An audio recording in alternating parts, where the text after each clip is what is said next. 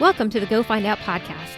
I'm Jennifer Jelliff-Russell, author, speaker, and entrepreneur, bringing you actionable ideas and interviews with awesome women to help you pursue your dreams and achieve your goals. You can find more episodes of the Go Find Out podcast by visiting gofindoutpodcast.com. Enjoy the show and go find out. Welcome to the Go Find Out podcast, episode number 23. I'm your host, Jennifer Jelliff-Russell. On today's show, I'll be interviewing Emily Naber, who co-founded an app called ChatterFox, which assists non-native English speakers with improving their English pronunciation. On my personal update, I'll explain why I recently updated the show's logo and why I'm adding a new segment to the show. All right, on to my personal update. All right, so you might have noticed that I've updated the Go Find Out logo and branding. Instead of a sort of boring icon that doesn't really have much personality, I decided to stick my face on the logo and I shifted the colors to pink and purple, since those are really what I've been using whenever I create social media promos for the show. As much as I'm not really a huge fan of having my face on the logo, since honestly it kind of feels kind of weird to do that, I've also heard that it makes a brand kind of more personable, so I figured what the heck, I'll try it, we'll see how it goes. So, let me know what you guys think of it. I've also decided to add a segment to the show called What I'm Loving. This will partially replace the personal update portion, since you probably don't want to constantly hear about how my preparations to get the town ready for the election are coming along, or what my word count is on my latest book in progress. Which, speaking of, I will tell you that I've gotten a bit behind in editing book 3 of the Artemis Necklace series. In fact, I maybe haven't started editing at all. There's definitely something to be said about dealing with a pandemic during a really heated election. I don't know about you, but I've definitely found it difficult to focus lately and really get things done. Even reading books just for pleasure has kind of fallen by the wayside. So hopefully after the election, I'll be able to be a lot more productive. So for the new segment, what I'm loving this week. This week, I am loving Canva. I don't know if you've ever used this, but it's basically a website with super easy to use tools where you can create graphic designs. I mostly use it to create the cover art and social media promos for this show, but you can also create logos, book covers, website banners, bookmarks. I mean, the list just kind of goes on, right? And like I said, I did use it to create the new logo for this show as well. So here's the thing. I'm clearly not a graphic designer. So even if you don't know a thing about design, that's okay, because Canva provides templates that can help you get started. And the best part is that there's actually a free level of use. So I really like that. I am super cheap, right? And on a budget, so I really like using the free version of Canva. You do have to pay attention to what photos or graphics you use on the free version, since some of them fall into the quote-unquote pro category and must be paid for, but they do make it really easy to tell what's free and what isn't. So definitely check out Canva if you're trying to create any kind of digital designs. And in case you're wondering, this is not a paid ad or anything like that. I just really like their tools, since I can jump between creating stuff on my computer or my phone as needed, since I downloaded their free app. It just makes my life so much easier. And another bonus is that the company actually was created by a woman, so even better. And hey, maybe one day I will have her on the show. Okay, guys, on to the interview with Emily. On today's show, I'll be interviewing Emily Naber, who is an EL or English learner teacher. In 2018, Emily co-founded a software program called ChatterFox, which assists non-native English speakers of all ages with improving their English language proficiency and pronunciation. Today, we're going to be focusing on Emily's journey of starting that company. Welcome to the show, Emily. Thank you for having me. I'm so excited to be here, and thanks for the chance to be on your show. Yeah, well, I'm super excited to learn more about you and ChatterFox. So can you tell me a little bit more about yourself? Sure. So I am a teacher in Washington, D.C. My entire teaching career has been in Washington, D.C., and I teach English language learners in the public schools here. So any student who's learning English is considered to be an English language learner. And so they receive specialized instruction on both the content they're supposed to learn in school and also acquiring English language skills while they're doing that. So that's been sort of the focus of my career. And then recently, I've been working a lot on ChatterFox as well, which I guess we'll talk more about. And so now, before you became an English learner teacher, you also worked at the Washington English Center, right? Mm-hmm. Was that kind of when you first had the idea for ChatterFox, or was it more now in your current role as a teacher? Yeah, well, actually, so when I was working at Washington English Center, that's sort of what started my career path in this direction, because I started there as a volunteer. And that is a school for adults to learn English. And there were adults just from all over the world. And it was very interesting and diverse environment. It had all different types of people, of course, in Washington, D.C., people that working for the embassies, also Mm. people who were, had migrated here for better opportunities or for school or for whatever reason. And they were all in the same classes. So that was a very interesting experience. And then eventually, after volunteering there for a little while, I started working there and then went back to school to get my degree in teaching. But as I was working there, students were always asking if there was any kind of app they could use to learn Mm. English. Hmm. And I couldn't honestly find one that was really great, especially for more like advanced learners that really wanted like more advanced practice and had like specialized needs in practicing speaking, because Mm-hmm. I think that's what a lot of the adult learners struggle with. They need English for like daily conversations and like communicating with coworkers and things like that. And a 1 or 2 hour class each week is just not enough for them. So yeah, that's definitely where the idea started for developing something like ChatterFox. And now, so how did you connect with the current CEO and co-founder of ChatterFox, Saman Mehriar? Yeah, so Salman is was a PhD student at the university here in Washington D.C. and he was actually, I mean, we met through mutual friends, but he was experiencing this issue of like having trouble speaking, although his English was good enough to get into a PhD program. He had trouble being understood when he was speaking.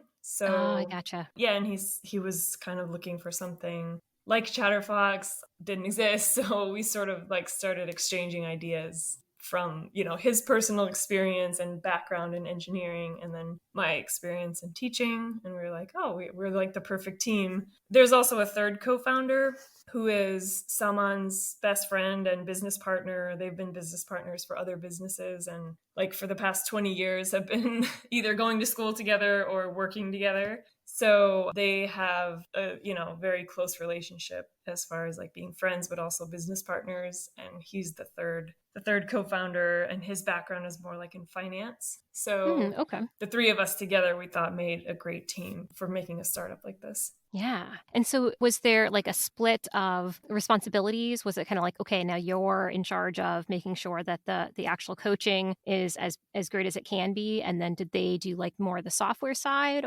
Yeah, basically that's exactly how Okay. it was split. So anything related to education, coaching, the content, I made all the content, all the videos, things like that. So I definitely, I mean, just like at any startup, we had a lot of skills that all of us needed to learn. For me personally, I had to learn like how to be on camera. Mm. We had to learn all about different like audio editing and things like hearing a lot of echo in our videos or all of these Oh kind of yeah. issues we had to troubleshoot, and video editing, social media, all of these additional skills. But so in that regard, I think each of us have taken on a lot of new skills and responsibilities, but generally like Saman does the technical things, Amir Hussein does the finance and marketing, and I do all the educational and sort of operational functions in the business. Which is smart. I've seen a lot of organizations when they split it up like that. It really helps them from kind of stepping on each other's toes. Yeah. Nice. And so from what I understand, okay, so the way that ChatterFox works is that also leverages artificial intelligence technology to provide like real-time feedback to the users Mhm. so that like when they speak and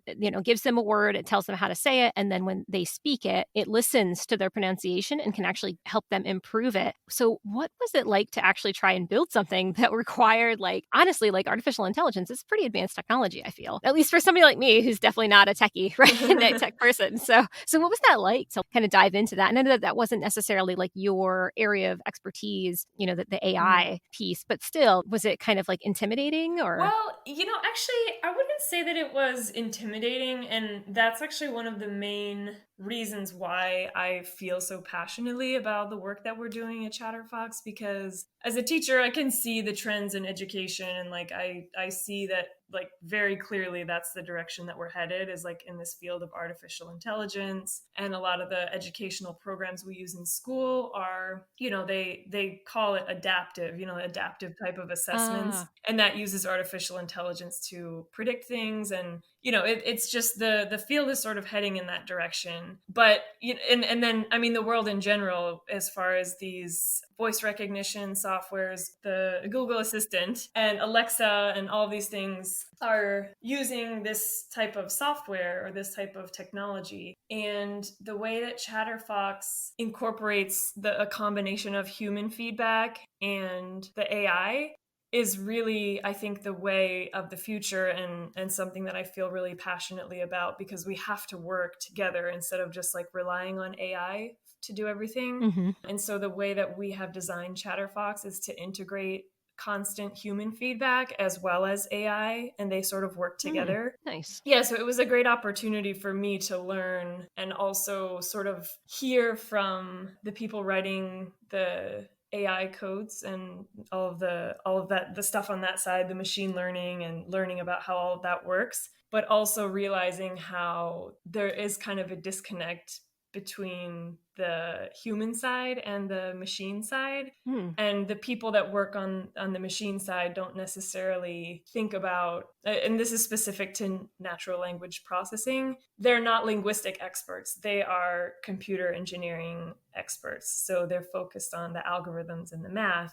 but they don't necessarily know a lot about actual linguistics. And so it was sort of interesting to see where there's areas to build bridges basically between that to make the technology better, and also more like to have more of a human touch. So that's been very interesting. Yeah. And so when you first had the idea, when you guys first had the idea for ChatterFox and you maybe started telling people about it, did you get any kind of like pushback or, like negative Nancy kind of responses from like friends or colleagues? Well, actually, I personally I mean, before I connected with someone and Emmer Hussein, like I had some ideas. It wasn't exactly for something like ChatterFox, but I had mentioned it to some people, and they're like, it's too hard to do something in tech, or, like sort of. And I think a lot of that had to do with my background as a teacher. And they said, "Oh, as a teacher, like you don't understand the technologies and things like that." And it got me thinking, like it's like we put people in boxes to think, oh, because you're in this field, you can't possibly learn and understand about another field. Right. But yeah, anyway, so once we started ChatterFox, I wouldn't say it was that people were negative about the product, versus they were just kind of saying, okay, well, how is it better than Duolingo, or how is it different than something I can just get for free? And so we've sort of had to work on how we explain to people what ChatterFox actually is. Like the messaging. Yeah, because it's Mm-hmm. really not, I mean, Duolingo doesn't really teach you anything. It just sort of lets you practice. But you still, at the end of the day, if you really want to learn a language, someone needs to teach you something. Mm. And that's what ChatterFox does, is like a completely integrated, like there are lessons and practice and everything. So it's like a complete tool versus just a practice tool, like something like Duolingo is. So you guys started ChatterFox in what year? 2018, December of 2018.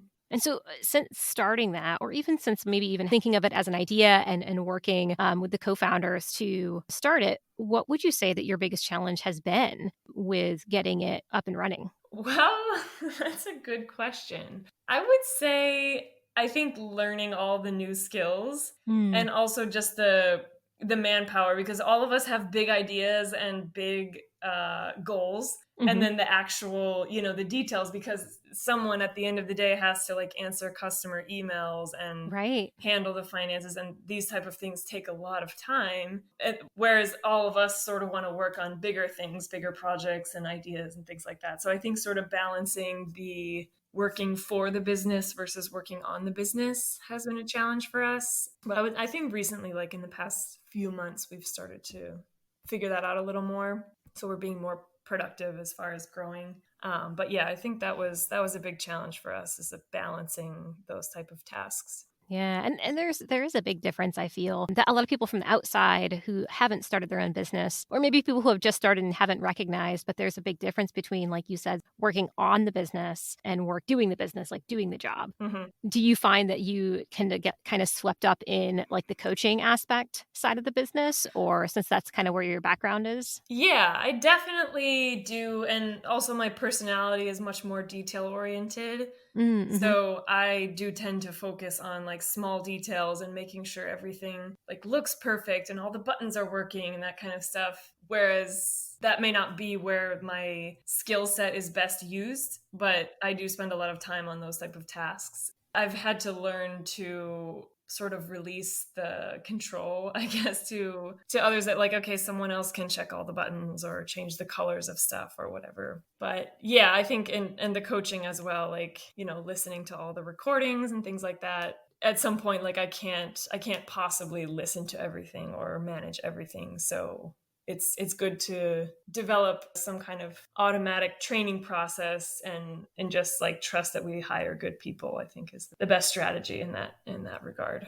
Did you have any like big fears while thinking about starting the organization? Yeah, I did fear sort of the amount of work and Yeah. the balancing of the time. Mm-hmm. And, that's something I still actually fear is just, like, will we have time to do the things that we want to do? Because the startup world is so fast, someone can easily take your idea or, Swoop in. yeah. So, yeah, definitely. Those type of fears are very real. Was there anything that you did maybe to help yourself like push past those fears? Yeah, I mean, I think the three of us co-founders have relied a lot on each other. Mm. As like we're friends, outside of this ChatterFox. So it's been helpful, to sort of like maintain that friendship and talk through things and be there to support each other. I think that's helped us all a lot because it always feels better, when you're not doing something alone. So I think as co-founders, we're very lucky in that way because a lot of co-founders don't really know each other that well. Mm. But since we're all kind of sharing this experience together, I think that's been a great support. And I trust a lot in them. I think they trust a lot in me that like we'll figure out a way to make things work. So that's helped a lot. What habit do you feel like has helped you most be successful in starting ChatterFox? I think my habit of like constantly making to-do lists so that I don't Mm. forget anything. And I do it like on a physical piece of paper. So like it's there and I can see it all the time. It's not like in my phone somewhere. I have like a physical to-do list that I'm always like crossing off and making a new one. So I'm like always constantly revising my tasks and prioritizing them. So I make sure that nothing slips away or goes under the radar or that I don't remember, don't notice. So yeah, staying organized in that way, I think.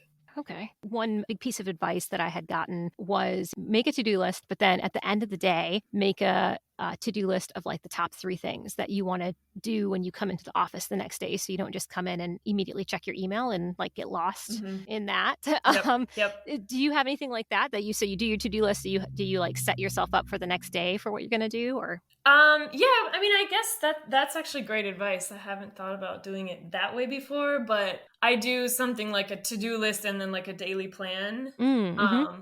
But then also something I just remembered that I found to be super helpful is that I took my work email off my phone. Oh, yeah. And I think that honestly, that has helped me so much because now it's like a built-in part of the day that I check my work email and respond to it all at once versus like getting it on my phone. Yeah. Like Yeah, individually and having to respond exactly. each time. Yeah, because you feel the pressure and it distracts you, I think, Mm-hmm. from whatever else you're doing. And once it was off my phone, I never thought about it again. So it's like, I always check it at least twice a day. So it's not that I'm not responding, but it's just not pulling me away from my other tasks or like Mm. breaking my focus. So I've heard that be called batching, where you're just batching your emails Mm. and reading them all at once, and Uh-huh. even doing like an autoresponder of "I will respond to this at this time," or just so that people aren't like, "Why is she not answering me?" Yeah. But no, I think that's a really great idea. What do you think that you would have like missed out on had you not, gone for it and started the company? There's so much I would have missed out on, but I think definitely the chance to learn all these new skills, like being on video and video editing and working with a team. For me personally, like this idea of a business versus working for the government, which is what I've done for most of my life. Right. Sort of how things work, the faster pace, building something that's brand new. You get to decide the culture and you get to decide the communication methods, and sort of thinking through all of those things has been not only a great experience professionally, but also personally, like building my confidence and like my critical thinking skills. I think it's really been very valuable. And what advice would you give to listeners out there who are thinking about starting a business with their friends like you have? I would say, like, really do it, because looking back, I would have definitely rather done it with friends than not done it with friends, because there's been so many times where the friendship was so valuable to us. Mm-hmm. And if I weren't friends, like maybe we would have just walked away from each other or whatever, because there are times like that things get very tense, and it's really great. On the other hand, I guess there's a risk that you would break up the relationship. So I would say, especially if you're investing any money, do a contract before you even start anything at all. Like before you even discuss the idea further, write up a contract and make sure everything's very clear. Not even with the idea that, oh, someday it's not going to work out, and so we need this contract to be able to make everything fair or whatever. But just because the actually doing that brings up so many things to discuss that you might not have otherwise discussed. So it's always I think a good idea to start there. Gotcha. And just have it all in writing, have it on paper. Even if the discussion is difficult, it's a lot better than getting in a serious argument about something later on down the line and then losing your business over it. No, I think that's good advice. Yes. So now, where can people find out more about ChatterFox and like how it works? So the best way is to go to the App Store or the Google Play Store and download the app. There's demo videos there. You can do a free trial, try it out. Also, we have our social media accounts, which is on Instagram at ChatterFoxFluency. We have our YouTube channel, which is just ChatterFox. And so those are the best ways. Our website is chatterfox.com. But if you really want to see how the app works, I definitely recommend downloading it and trying it out for free. For anyone who is a non-native speaker themselves, we also have on the app a free pronunciation dictionary, which is called ZZ Fox. And you can search for any word if you want to know the pronunciation. Search the word, and then the software will show you videos of people saying that word, like in real scenarios. So it could be a talk show or whatever. So it's like a real native speaker saying it in a real scenario. It's not like a pre-recorded thing. And then you can practice the word yourself, and the AI will give you feedback. And that's free on the app. Oh, that's pretty cool. I might need that because when I'm reading things, I'm definitely one of those people who I learn some words just through reading. And so when I go to speak them, I'm like, oh, that's not the correct way to say it. Oh, so maybe I need that. It's great for native speakers too, because we have gone through and we made a bunch of videos, mouth videos of like brands and cities and other hard to pronounce words. Yeah. Just for that reason, that anyone can search like how to pronounce whatever, and then our video pops up. That's really cool. Yeah, check it out. Well, thank you so much for coming on the show today, Emily. Yeah, thanks for having me. It was a great experience, and wish you the best of luck with your podcast, and I'd love to come back someday. I think technology is just so cool. So it's really interesting to hear how ChatterFox, which uses artificial intelligence, came about. One of the things that Emily touched on today during her interview that I wanted to circle back around to was that when she mentioned to others that she had these ideas for creating tools with AI technology, that she got pushback because she wasn't in the tech field. She mentioned that we like to put people in boxes because we feel that people can't learn and understand about other fields. Clearly, Emily's journey in co-founding ChatterFox says otherwise. Rather than giving up and agreeing to stick to her lane, which was that of purely education, she connected with somebody who specialized in tech and learned a ton about AI herself in order to make the app run as smooth as possible and provide the best feedback to customers. I feel that while both men and women do this thing of like allowing ourselves to be put in boxes, women more so than men tend to let ourselves be boxed out of tech. And a lot of times we let it happen. We repeat the messages that society tells us, like we're not smart enough to understand that particular field, or that's not our specialty, so we should just stick to what we're good at instead. It can be scary to step foot into something that's new to us or that is initially overwhelming when we don't immediately grasp it.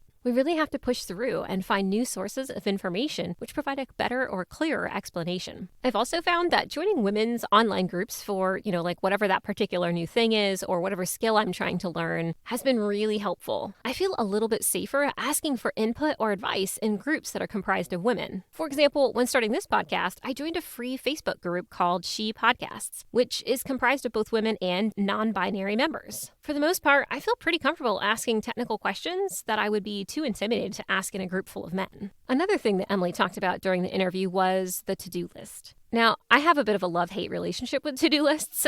I do think that they can be really helpful, but only if you give them a realistic timeline. So far, my most effective method of a to-do list is for me to make a monthly list of things that I'd like to get done in general, and then each day look at what steps I need to take toward that overall to-do list. I also have to be okay with pushing some of the bigger goals into the next month if I've bitten off more than I can chew, or if other more important things come up that take precedence over that day's to-do list. What about you, listeners? What's your most effective method of knocking out your goals? Let me know by tweeting me at GFO Podcast, or you can follow me on Instagram at GoFindOutPodcast. Drop me a DM to let me know how you prioritize your tasks. That's it for this week. Join me next week when I interview winemaker and vineyard owner Katie Wilson about how she broke into that industry and what it's like to be one of the only women heading up a vineyard in Sonoma. Until then, go find out. Thanks for listening to the show today. I hope you found the information beneficial and that it helps you tackle your own Go Find Out goals. You can find more episodes and the show transcripts at gofindoutpodcast.com. You can also let me know what you thought of the show by tweeting me at GFO Podcast or follow me on Instagram at GoFindOutPodcast. That's it for today. Now go find out.